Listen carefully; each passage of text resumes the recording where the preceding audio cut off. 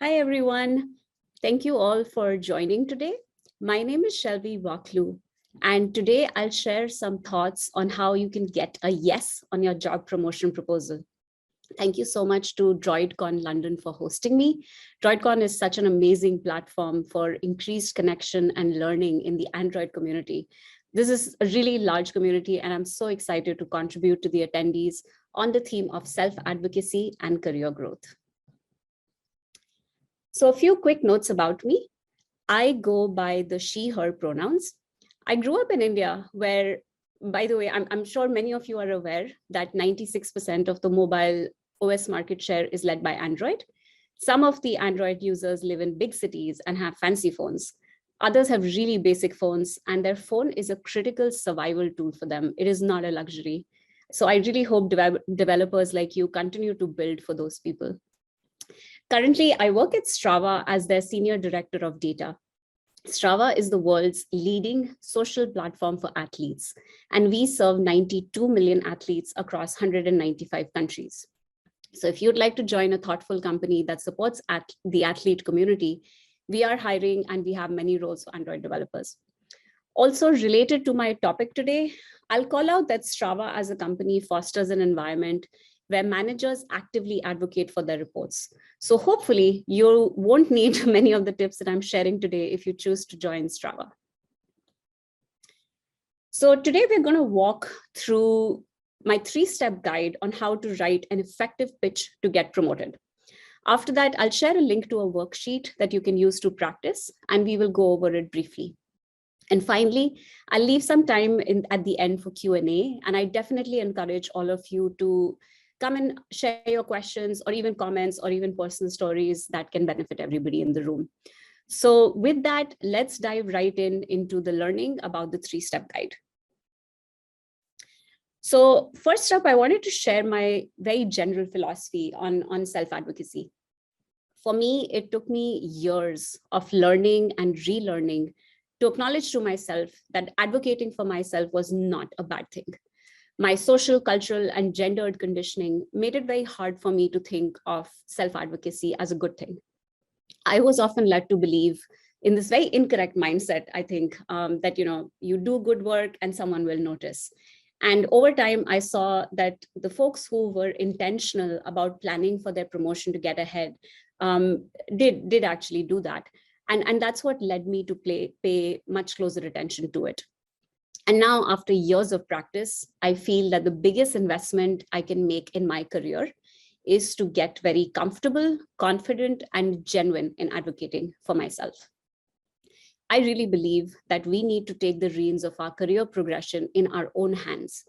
You may think that it's 100% up to your manager to promote you, and some managers will do that. There are many great managers who actively advocate for their reports, who find those places to make sure that their reports have visibility.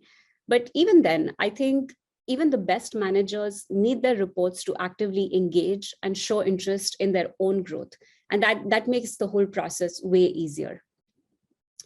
So based on that philosophy, I start with sort of the internal, what can you do? Again, look for places where that philosophy is already incorporated into the management structure. But again, starting with yourself, what can you do? So I created the 3-step guide to pitch for a promotion. And I have a lot of experience with this just because I've been, unfortunately, in many situations where I did have to very actively advocate for myself. So the 3 steps are awareness, documentation, and action. So let's jump into each of these 3 steps and their subparts. So first step, I always, again, like to start with the internal. What can you do? What can you do yourself to put yourself in a good situation? And that first step is to increase your awareness. So there's 3 parts to this. First up, think about the actual framework. So think about, does your company or wherever you're working right now, does it have an active framework in place that is used by the company, by the department, by your manager, by just anybody who's in a decision-making position in order to decide who gets promoted and who doesn't? So this can be referred to in a lot of different ways. Some companies call it a leveling guide, and a leveling guide is basically, it outlines that these are the different levels that we have for each role. And for each level, these are the skills and competencies. This is what the associated title is going to be. In the back end, there's also going to be a salary structure associated with each level. Usually that's not visible. That's not visible to individual contributors. But there is something called a leveling guide that you can see if one of that exists. I also would recommend that if you don't find something that exists, it is completely and perfectly acceptable to ask. You can always frame it as, I want to be intentional about my career growth, and I would love to understand what it takes for me to progress through the levels. And so you can always ask for that. So again, it varies a lot from company to company. Different places will include different things in this. Sometimes it might just be a sentence that highlights what is required for each level. And sometimes it's a very detailed breakdown of skills, competencies. In some cases, there could also be like a company or a department guideline. So it's, you could have it specifically with your role, with your manager, or there could be a broader one that the company says that it says, hey, anybody with a senior title, I expect them to do this type of work, or I expect them to have this much scope, responsibility, and complexity. Sometimes companies also have things like, here are sort of the rough, broad education requirements, or here are the skill and training requirements, and things like that. So I think understanding the framework itself is a very good place to start, because you can start mapping out yourself about where you are in that existing framework. And it's also helpful because it makes it easier for you to understand what gets rewarded. Like how does someone go from senior to senior 2, or lead, or principal, and things like that. Like it helps to have it written down and accessible to you. Next up, again, in the awareness piece, is people. Who weighs into a promotion? So this part is, again, very important. Most people assume that it is just your manager. I would say that in the industry now, it's very common that it is not just your manager. It could be your manager plus your manager's manager, or a department head, or maybe it goes all the way up to HR. And it could also be that for any promotion, there are specific people who need to sign off. That, for example, I'm an analyst. So almost always in my career, typically it has been important to get like product managers that I work with, or data engineers that I work with. Like there's been some sort of 360 feedback. So that is also good to figure out, like whose feedback is actually included, and also who needs to officially sign off in order to say that, yes, this person is ready to be promoted and you should go ahead. The last part of the awareness piece is just timing. So this is quite interesting because as bureaucracy goes, you can't, most companies have shied away from just promoting anybody anytime, whenever it comes up. Most companies try to have some sort of cadence at which promotions are evaluated. So it could be something like a quarterly or a yearly cycle, or it could be that, okay, you can file for a promotion anytime, but it gets announced only at certain times. There could also be some requirements about how far ahead you have to be considered. So one thing to watch out for is, if you notice in your organization that promotions are announced in, let's say, August, the good question to ask HR or your manager is like, when did they have to file for it? Because it could be that someone had to put in that pitch back in June for someone to be promoted in August. So just being a little aware of these nuances is, again, very helpful, so that you're not caught off guard where you're like, oh, wow, if I don't get promoted this cycle, does it mean I can't get promoted for 6 months? Does it mean I can't get promoted for a year? Knowing that upfront can, again, help you plan and be prepared from your side, so that you don't feel like you missed out on that time. Step 2 is to officially document your growth. Again, here, the first part of it is just for yourself, so that you are being very clear and consistent. And then there's sort of parts of like communicating it. But the very general thing, like there's sub parts that I'm going to go into, but just think about it that if there's anything that isn't static, you should be documenting it very regularly, and you should be very intentional about documenting it and make sure that at least you are understanding it and putting it out there. So in this, the first one to think about is what is actually the scope of your role. So your role obviously is something like, if the company is paying you to do something, they're obviously getting value out of it. It's not charity. You're getting paid to do your work, and there is obviously some business problem that you are trying to solve. So I always like to think about it is what stops happening as a positive for the company if you stop doing it, and thinking about it in that perspective, that it's it pushes that thinking from purely sort of customer facing work, which is much easier to see. Like, if you're directly responsible for communicating to a customer who then pays you money, it's easy to think of your role in terms of dollars, where you're just like, okay, I did this and then we got a $100,000 contract. But as engineers, that line is much longer, because you're maybe working on some server side stuff which nobody ever sees, but it enables that platform that allows your company to sell something. So think about that scope. Like, why is your role important? Why did the company even have your role, and why is it important, and actually document that out. Next up is experience. So this one, I almost feel a little bad about it, because unfortunately there are companies that anchor, I think, a little too heavily at traditional education. But I think, again, it's good to understand it. It's good to at least acknowledge it. And so documenting your own experience, documenting your own background, documenting why you are uniquely qualified to solve the problems that you are solving for the company, I think is a great step, because it could be traditional education, it could be courses you've taken, it could be specific experience that you've had even outside of your role. Maybe there's something that you just happen to do which adds to your role in some way. Documenting that and making sure it's in a shareable format is good, because sometimes people who are in a position to promote you may forget about those things, or they may not recognize that you actually have that. Like, maybe you got hired before they came along, and so they're not aware of all this special expertise that you bring to a role. Next up is your track record. This one is super important. This is actually highlighting the specific tangible wins that you have had in technical projects. So think about what you do in your role, where you can uniquely say that this is a win that I had. I did X, it resulted in Y, and here's the value of that entire project. So very important to keep tracking it.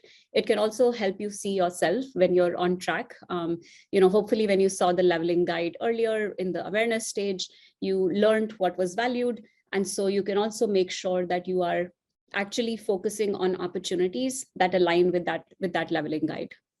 The other part is, track record. Some part of it is what did you do from a technical perspective, but there's also the other side of where did you demonstrate leadership examples, or you demonstrated company values very clearly.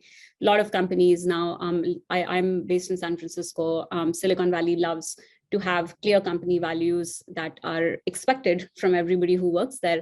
And so if you demonstrate those, if you go above and beyond in just your ways of working, I think it's great to highlight that as part of your track record, because you are adding to the company in some way. This part is so feedback, just recording any feedback that you get. So I almost always, when I'm working somewhere, I make sure to actually create a folder for myself. I call it my kudos folder, which is just a place that I store any feedback that I receive, which is positive. So it helps you do a couple of things. One, it helps you understand what you are being recognized for.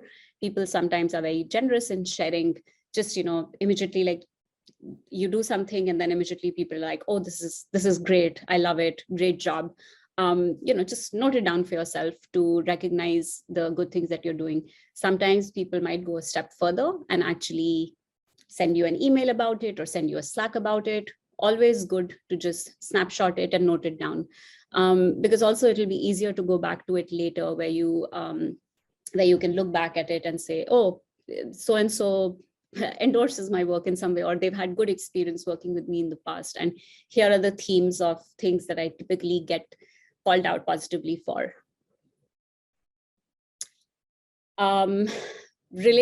Sort of related to feedback, but a little bit on the tangent, is sponsors. So who would be someone who would support your promotion? So this is again very important, because human beings like to know, we are social creatures, and we like to know that, if your manager is in that position of deciding whether to promote you or not, they're more likely to do it if they know others will support that decision as well, and that it is not going to be seen as something which seems out of whack, where they're like, why did this person get promoted? So having that thing noted down, at least again for yourself, where you know that, okay, this leader has given me kudos in the past, or they seem to appreciate my work, or they seem to like working with me. It's good to build that relationship as well, because like we saw in the first step, you might have a requirement for specific people to give you feedback or sign off on your promotion. And so this list is going to help you with that, because you're going to be able to say that, hey, I'm ready to be promoted, and here are 3 or 5 people who you can talk to who will support that I am actually meeting the requirement of the next level. So think about leaders who support your promotion, but also think about peers.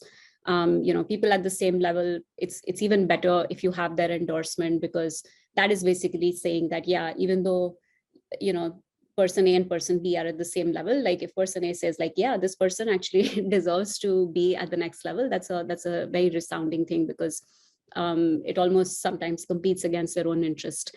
And if you're a manager, I would add that having the endorsement of your reports, where your reports also feel like you're doing a good job, is extremely important.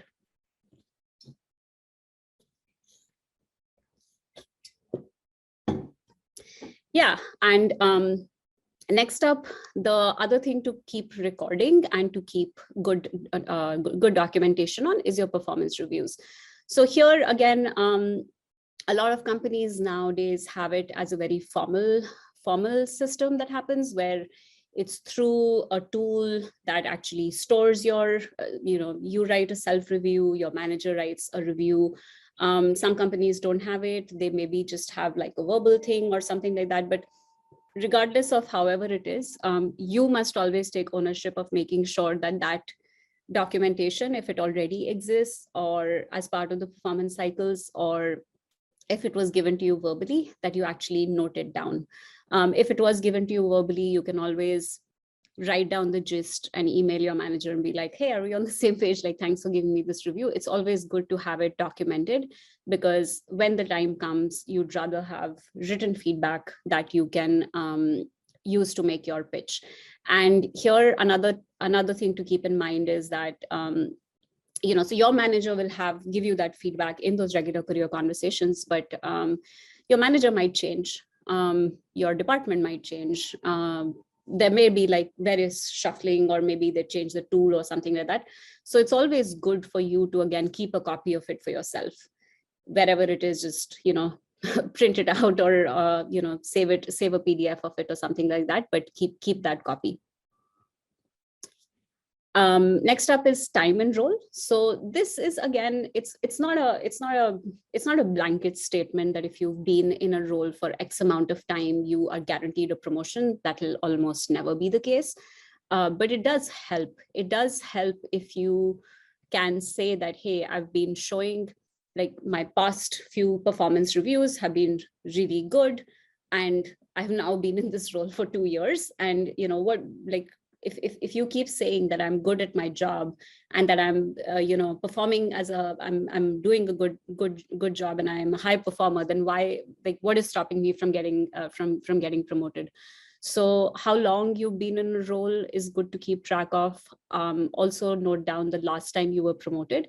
It is unlikely, if you were promoted 6 months ago or maybe less than a year ago, that you'll be considered for promotion again, unless, of course, like, again, your performance might be really good. Maybe your company doesn't mind that, but it's good to sort of just keep track of those things, because I think people are also more motivated to make sure that employees who have done a good job for a long time are rewarded in some way. It might be through a promotion, it might be through a raise.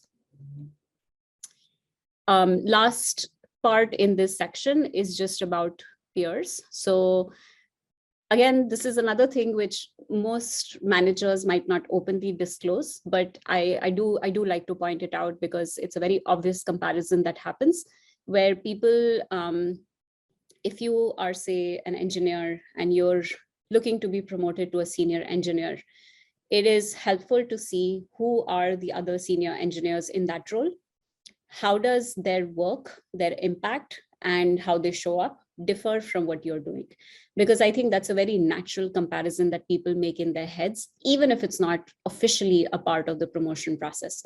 But people do compare and say, like, do I think that this person is meeting the standards that I have set with other people who are already in that role?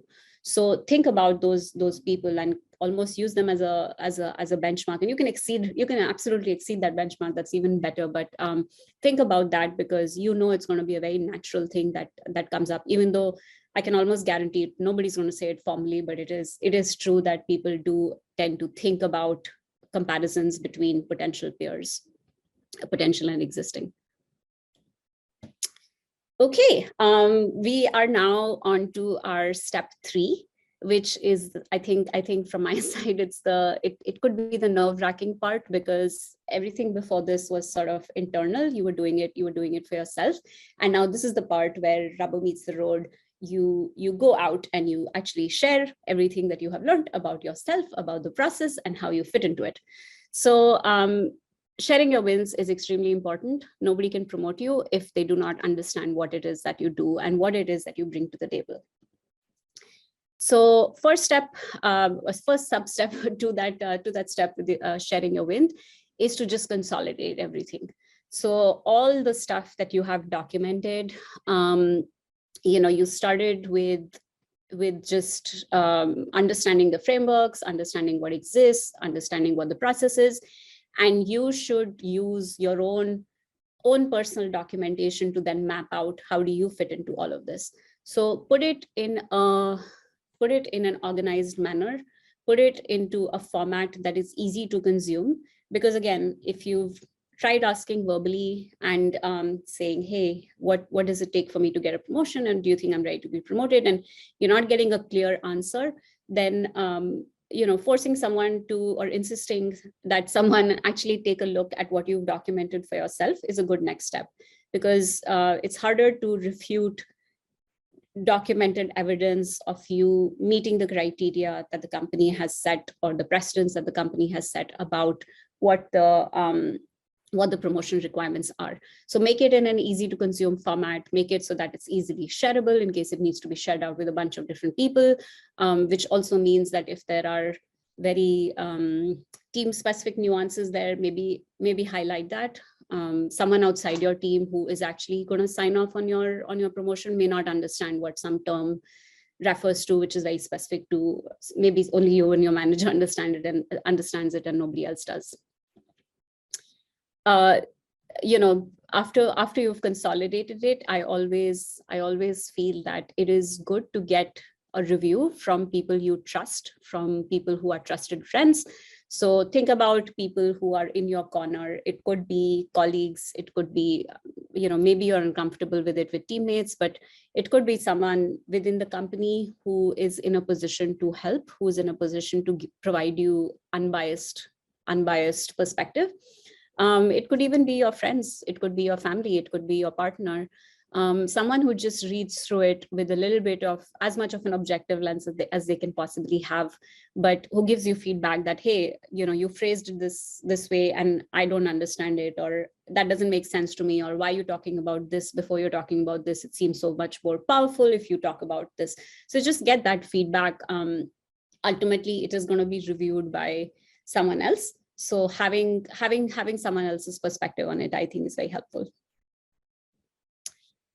And finally, just present it. So this is again the tricky part. I always suggest that people give their managers, like your manager should be your first step in terms of who you're presenting it to. They are the most likely to be responsible for your promotion. So it is always good to start with them. Otherwise, it may seem like you're going over their head. So always start with your manager. Whatever the response is, you can alter what you do next based on it. But your manager needs to understand the awesome work that you do. Maybe they take some things for granted, and when you actually call it out, when you show it up, show it in a presentation, or when you show it in a document, it is easier for them to understand why you feel that you deserve a promotion.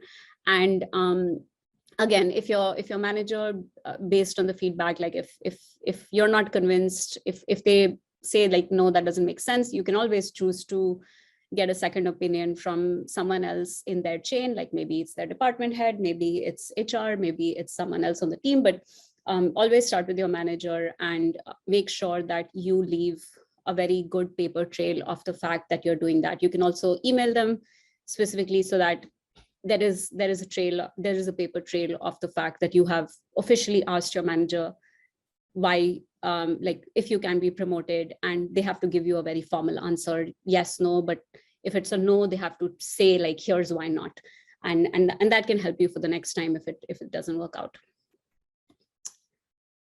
So that wraps up the 3-step guide. So remember, I think, from my side, the most important part is that you should always be very, very kind to yourself when thinking about self-advocacy. It is hard to do this work. It is not easy. And for very few of us, like, does it come naturally? Like for most of us, I think it's hard for us to do it. It's hard for us to talk about ourselves. But be absolutely proud of your achievements. I always give this tip because I think people who are uncomfortable talking about themselves, my pro tip is talk about yourself the way your best friend would talk about you. They would never underplay your achievements. They would never say, oh, this is not a big deal, or this is not, everybody does this. Like, your best friend would always talk you up. And so it's good to think about yourself from that lens of people who have a positive opinion about you, and just channel their words when you're sort of pitching for yourself. And I also like to remind everyone that you advocating for yourself is not inherently inconveniencing someone else. You should never think about it as that, oh, I'm taking something away from someone else. Because at the end of the day, the only thing that you're doing is you're asking to be treated fairly. And that is important, that is worth it, and that is something that you deserve to do for your own career. So with that, we come to the end of the presentation. Thank you all so much for listening. Hopefully there were some useful nuggets in there for you to reflect on. So I realize that I actually can't share a link with the worksheet, but I am going to just give you a sneak peek, and feel free to reach out. I should have created a bit.ly URL for it, but feel free to reach out to me on Twitter if you would like a link to the worksheet.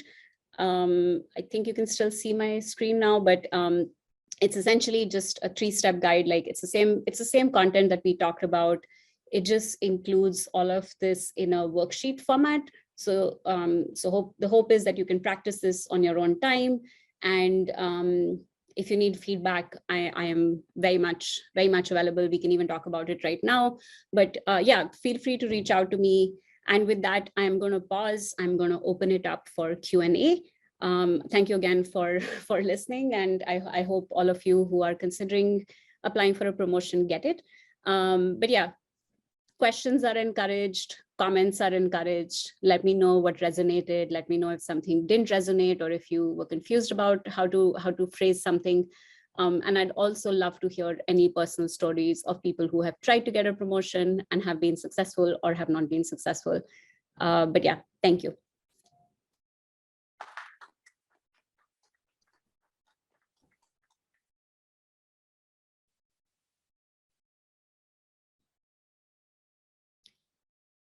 All right, so who will be brave and come up to the mic and share a story or ask a question? Can you hear me? Yes, I can. Hello. Yeah. I don't have a story to share. I just want to say thank you, because you're obviously helping all of us, earn more money and be happier in our careers. Awesome. I took a lot of notes, and I've set in my calendar at the end of the month to update, that document with all the tickets I did and all the good work I've done. So thank you.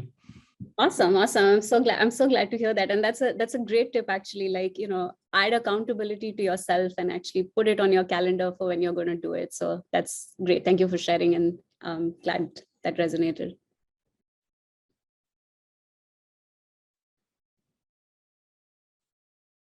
Thanks a lot for the talk.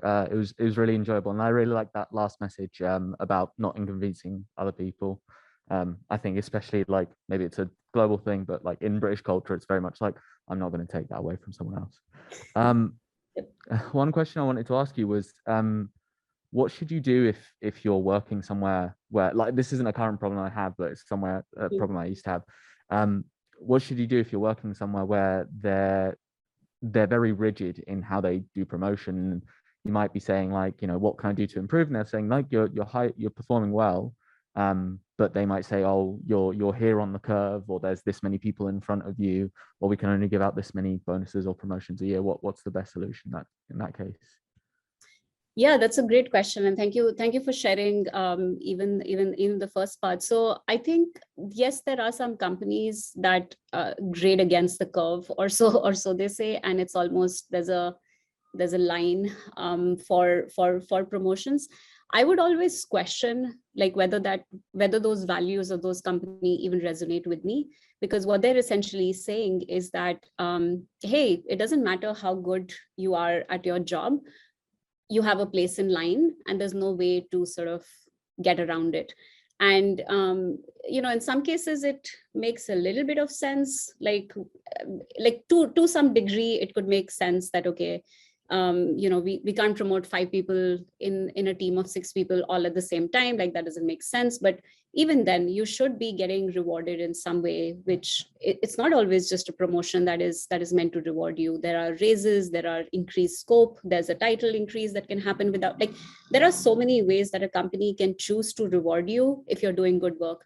So if your company doesn't accommodate that, I would almost question, like, one, are they saying something reasonable? Like, are they saying, okay, not now, but in 6 months? Or are they basically saying you're going to have to wait until 10 people get promoted, in which case maybe that's not the right place for you. I think ultimately you have to do what's right for your career. And if your current company doesn't support that, I don't think there's any shame in looking what else is out there. Cool. Thank you very much. Sure.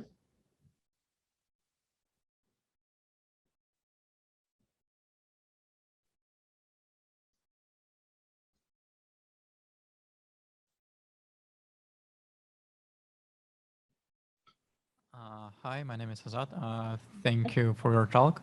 So yeah, let's say we have a case when, for example, to get a promotion, you need to manage some bigger project, but there is no such projects like this half a year or even a year. Like in these cases, what to do?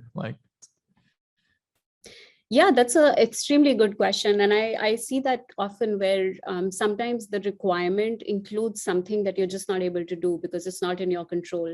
That maybe there are too few good projects, and sometimes it happens, unfortunately, in companies that the best projects always go to the same people. So I would say first check if that is happening, where the same people are getting the really high visibility projects, because that is a very fair thing to bring up to your manager that, hey, you're almost saying this is a requirement for me to progress, and I'm not getting that opportunity to demonstrate it. where I can actually show that. So what can I do to make sure that I get this project and it's not the same set of people who keep getting it? I would say that another way to think about it is what is an opportunity that you can create for yourself? Like, the company always needs something that is valuable, that is useful. So is there something where either the problem is that it's a lack of visibility, that you are already working on very high value stuff, but the requirement is more phrased around, hey, it has to have leadership level visibility or something like that. So is there a way that you can turn your project into something that gets its rightful place with leadership visibility? And if not, like, I think engineers, we have the ability to also look for something which is foundational or almost a technical architectural problem. Like, there's always, I think there's always something to be improved in terms of the foundation of what it is that we are building, what we're programming on.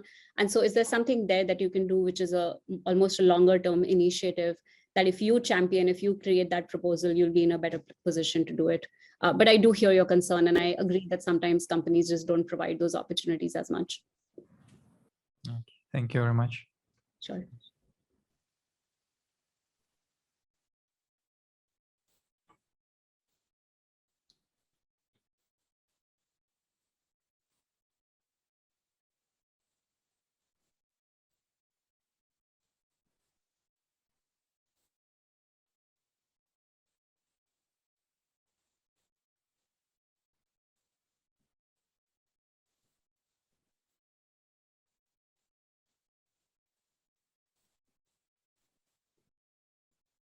All right.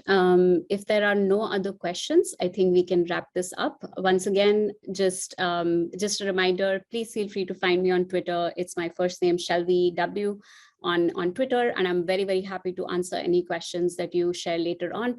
And also, I'll share the link on my Twitter anyways, but also if you don't see it, just reach out and I'm happy to share the worksheet link with you. Thank you again, everyone, so much. I loved the questions as well. Appreciate everybody contributing, and again, good luck for all of you in your careers.